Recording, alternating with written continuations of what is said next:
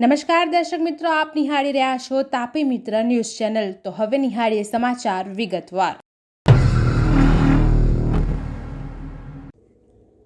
ગુજરાત રાજ્ય શિક્ષણ મંત્રી શ્રી પાનશેરિયાએ જણાવ્યું છે કે રાજ્ય સરકાર હરહંમેશ વાલીઓ અને બાળકોની સાથે રહી છે।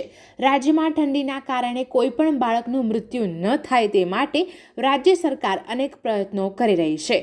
ગુજરાત રાજ્યના તમામ જિલ્લા શિક્ષણ અધિકારીને જણાવવામાં આવ્યું છે કે કોઈ પણ પ્રાથમિક, માધ્યમિક અને ઉચ્ચતર માધ્યમિક શાળા પોતાના ગણવેશને અનુરૂપ પાતળું નિમ્ન કક્ષાના કાપડ ધરાવતું સ્વેટર પહેરવા કોઈ પણ બાળક પર દબાણ કરી શકશે નહીં। જો કોઈ શાળાના સંચાલક એમની શાળાના નિર્ધારિત સ્વેટર બાળકને પહેરાવવા માટે આગ્રહ કરે તો તેની ફરિયાદ વાલીઓએ જિલ્લાની શિક્ષણ અધિકારીની કચેરીએ કરવાની રહેશે।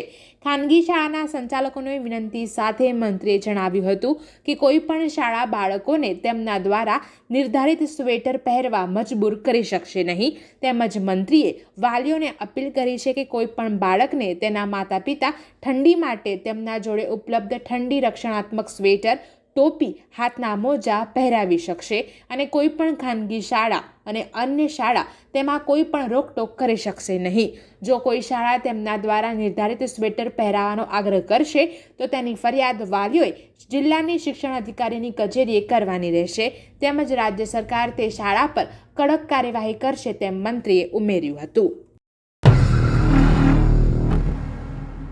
રાજ્ય સરકાર મુસદ્દારૂપ જંત્રી માર્ગદર્શિકા નિરીક્ષણ માટે મુકાઈ છે। સમગ્ર મામલે રાજકોટ બિલ્ડર એસોસિએશનના ઉપપ્રમુખ દિલીપ લાડાણીએ નિવેદન આપ્યું છે કે સરકારનો નિર્ણય આવકારદાયક છે, પણ જંત્રીના FSIને 30%થી ઘટાડી 15% કરવામાં આવે તે જરૂરી છે। FSI 30%થી 15% થવું તે જરૂરી છે। FSIમાં ઘટાડો નહીં થાય તો તેની સીધી અસર બાંધકામ ઉદ્યોગ પર પડશે। FSI ઘટાડવાથી વડાપ્રધાન મોદીનું સામાન્ય લોકો માટે જે ઘરનું સ્વપ્ન છે તેને વેગ મળશે।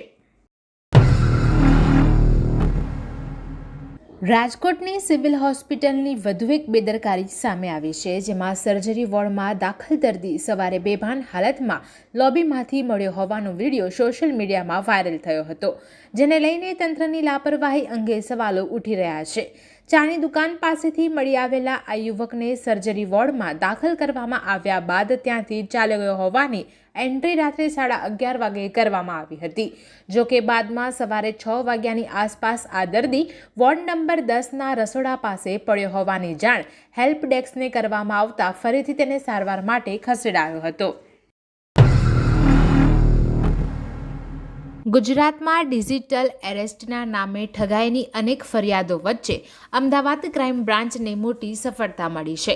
અમદાવાદ ક્રાઇમ બ્રાન્ચે વિડીયો કોલ કરી સિનિયર સિટીઝનને ડિજિટલ એરેસ્ટની ધમકીઓ આપી રાજસ્થાની ગેંગના સાગરીતોને ઝડપી પાડ્યા છે। આ ગેંગ સામાન્ય નાગરિકો સાથે CBIના ઉચ્ચ અધિકારીના નામે ફસાવે છે અને ડિજિટલ એરેસ્ટ કરી ધાક ધમકીઓ આપી નાણાં પડાવે છે। છેલ્લા ઘણા સમયથી ચાલતા આ કાંડમાં અમદાવાદ ક્રાઇમ અને સાયબર બ્રાન્ચે રાજસ્થાનની ગેંગના સભ્યોની ધરપકડ કરી વધુ તપાસ હાથ ધરી છે। નર્મદા મુખ્ય નહેર આધારિત ઉદ્વહન પાઇપલાઇનના મારફતે ઉત્તર ગુજરાત તથા સૌરાષ્ટ્ર વિસ્તારમાં સૌની યોજના દ્વારા સિંચાઈ અને પીવાના હેતુસર વર્ષમાં વિવિધ તબક્કે નર્મદાના પાણીની ફાળવણી કરવામાં આવે છે। ઉત્તર ગુજરાત તથા સૌરાષ્ટ્ર ખેડૂતો દ્વારા રવિ ઋતુ દરમિયાન બહોળા પ્રમાણમાં પાકનું વાવેતર થાય તેના આયોજનના ભાગરૂપે પૂરક સિંચાઈ અર્થે તળાવો તથા ચેકડેમો ભરવા નર્મદાના આ પાણીની ફાળવણી કરવાના કિસાન હિતકારી અભિગમ મુખ્યમંત્રીએ અપનાવ્યો છે। મુખ્યમંત્રી ભૂપેન્દ્ર પટેલે આ સંદર્ભે નર્મદા મુખ્ય નહેર આધારિત ઉદ્વહન પાઇપલાઇન મારફતે ઉત્તર ગુજરાતના વિસ્તાર માટે 16,637 MCFT તથા સૌરાષ્ટ્ર વિસ્તાર સહિત કુલ 30,500 MCFT નર્મદાનું પાણી તારીખ 15મી માર્ચ 2025 સુધીના સમયગાળા માટે ફાળવવાનો ખેડૂતલક્ષી નિર્ણય કર્યો છે।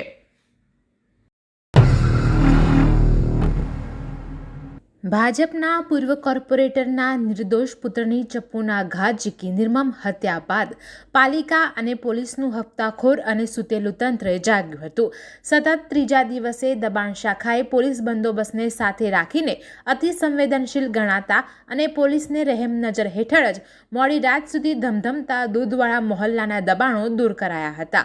40 પોલીસ જવાનોને સાથે રાખી દબાણ શાખા ન્યાય મંદિર દૂધવાળા મોહલ્લા આસપાસ લારી ગલ્લાના ગેરકાયદેસર દબાણો ઉપર ત્રાટકી હતી. દબાણ શાખા અને પોલીસની ટીમને જોતા જ મોટી સંખ્યામાં લોકટોળા એકત્ર થઈ ગયા હતા. જોકે પોલીસે કડકાઈ દાખવીને ખૂણે ખૂણે મૂકેલી લારીઓ અને ગલ્લાના દબાણો ઉઠાવી દીધા હતા. પોલીસ અને દબાણ શાખા દ્વારા કરાતી કામગીરીના પગલે મહિલાઓએ વિરોધ કર્યો હતો. જોકે પોલીસે સ્થિતિ પર કાબૂ મેળવીને આખા વિસ્તારના દબાણોનો સફાયો બોલાવ્યો હતો. બીજી ટીમ દ્વારા ન્યાય મંદિર, લહેરીપુરા દરવાજાથી મંગળ બજાર અને નવા બજારમાં પણ દુકાનોના શેડ અને લટકણિયાઓને દૂર કરવામાં આવ્યા હતા. સવારે ટીમે 9 ટ્રકથી વધારે સામાન જપ્ત કર્યો હતો. ન્યાય મંદિર, ખજૂરી મસ્જિદ નીચે અને દૂધવાળા મોહલ્લામાં કોર્પોરેટરે મૂકેલા બાકડાને પણ પોલીસે ઉઠાવી લીધા હતા. એક જ દિવસમાં 20 ટ્રક ભરીને સામાન જપ્ત કરવામાં આવ્યો હતો. પાલિકા અને પોલીસ દ્વારા આગામી સમયમાં પણ ફરીથી દબાણ ઊભા ન થાય તે માટે તકેદારી રાખવામાં આવી હતી. છેલ્લા કેટલાક દિવસથી જાણે ગુજરાતમાં ગુનાહિત પ્રવૃત્તિએ માથું ઉંચક્યું હોય એમ એક પછી એક ઘટના બનતી જઈ રહી હતી, જેને લઈને લોકોમાં પણ ડર પ્રવર્તી રહ્યો હતો અને સામે પોલીસ પર આક્રોશ વધતો જઈ રહ્યો હતો. લોકો પોતાને ઘરમાં પણ સુરક્ષિત નથી મહેસૂસ કરી રહ્યા, ત્યારે લોકોમાં ભય ફેલાવતા પોલીસે આવા શાનબાજોની શાન ઠેકાણે પાડી છે. 2 દિવસમાં પોલીસે 3 ગંભીર ગુનામાં સંડોવાયેલા અસામાજિક તત્વોનું જાહેરમાં સરઘસ કાઢ્યું હતું. જે વિસ્તારમાં અસામાજિક તત્વો ભય ફેલાવે છે ત્યાં જ તેમનું સરઘસ કાઢી પોલીસ લોકોમાં તેમનો ડર ઓછો કરી રહી છે. સુરત પોલીસે મોટા વરાછા વિસ્તારમાં 4 દિવસ પહેલા જાહેરમાં મારામારી કરનાર 3 અસામાજિક તત્વોનું સરઘસ કાઢ્યું હતું. મોટા વરાછામાં ઈંડાની લારી ચલાવતા યુવક પર પાર્કિંગ જેવી સામાન્ય બાબતમાં હુમલો કરવામાં આવ્યો હતો. હુમલાની ઘટના સીસીટીવીમાં કેદ થઈ ગઈ હતી. છેલ્લા 2 દિવસમાં આવા ગુંડાઓનું ત્રીજું સરઘસ પોલીસ દ્વારા કાઢવામાં આવ્યું હતું. પાંડેસરાના બમરોલી રોડ પર એક પરિવાર સાથે કરુણ ઘટના બની છે. 2 મહિના પહેલા બંને પગે દાઝી જતા પથારી ફર્શ પુત્રી અને માનસિક અસ્વસ્થ પત્નીને અલગ અલગ રૂમમાં તાળું મારી પિતા નોકરી પર ગયા હતા. ત્યારે શોર્ટ સર્કિટથી રૂમમાં આગ લાગતા ખાટલામાં પથારી વશ પુત્રી આગમાં બળીને ભડથું થઈ ગઈ હતી. પાડોશીએ દોડી જઈ તાળું તોડી આગ પર કાબૂ મેળવી લીધો હતો, પરંતુ યુવાન પુત્રીને બચાવી શક્યા ન હતા. સુરતમાં ઝોન 1 હેઠળ આવતા 5 પોલીસ મથકમાં વર્ષ 2023-24માં ઝડપાયેલા દારૂના જથ્થાનો નાશ કરવામાં આવ્યો હતો. પોલીસે મામલતદારની હાજરીમાં 89 લાખથી વધુના દારૂ પર રોલર ફેરવી નાશ કર્યો હતો. આમ તો ગુજરાતમાં દારૂબંધી છે, પરંતુ રોજે રોજ દારૂ પકડાવાના કિસ્સાઓ યથાવત રહેવા પામ્યા છે.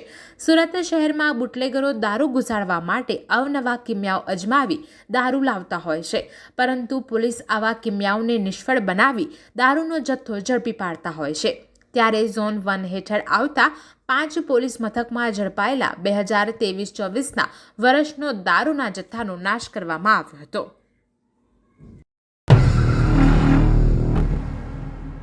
સુરત શહેર પોલીસ ડીસીપી ઝોન 4 દ્વારા સ્પેશિયલ ડ્રાઈવ યોજીને વાહન ચેકિંગ કરવામાં આવ્યું હતું. દરમિયાન કેટલીક ગાડીઓમાં મોટી પ્રોજેક્ટર લાઇટ લગાવેલી હોવાથી તેને રોકવામાં આવી હતી અને વાહન ચાલકો સામે કાયદેસરની કાર્યવાહી કરી તેમને ટ્રાફિકના નિયમોનું ભાન કરાવ્યું હતું. ઉપરાંત કારની વિન્ડો પર બ્લેક ફિલ્મ લગાવનારો સામે પણ કાર્યવાહી કરવામાં આવી હતી. દર્શક મિત્રો, આ હતા અત્યાર સુધીના સમાચાર. આવા જ મહત્વના સમાચાર નિહાળવા જોતા રહો તાપી મિત્ર ન્યૂઝ ચેનલ. અને હા, સબસ્ક્રાઇબ કરવાનું ભૂલશો નહીં.